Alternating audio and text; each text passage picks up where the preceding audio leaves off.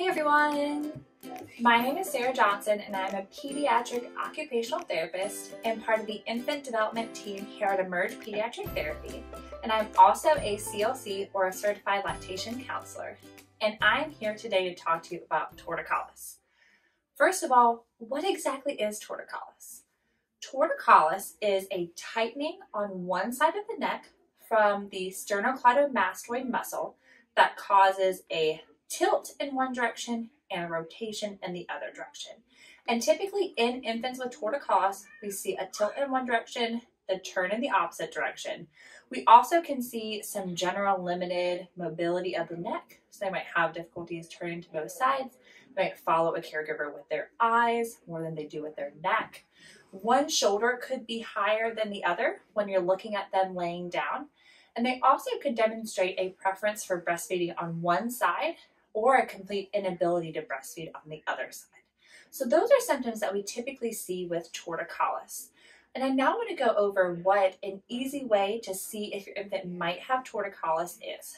So typically when parents come in for an evaluation, what we look at is if there's a head tilt. That is one of the sure signs of torticollis.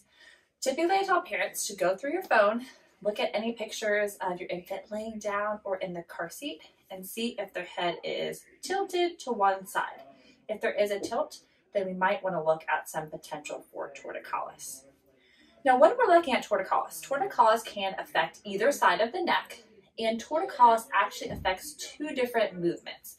So it affects lateral bending, which is where the tilt comes from, and it affects rotation, which is where the rotation piece comes from.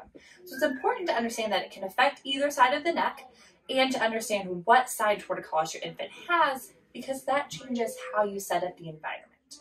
So if your infant has left torticollis, they have a left tilt and a right rotation.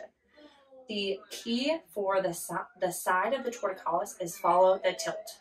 So whenever you're trying to figure it out, follow the tilt. The tilt tells you the side of the torticollis. Similarly, a right torticollis is a tilt to the right-hand side and a rotation to the left-hand side.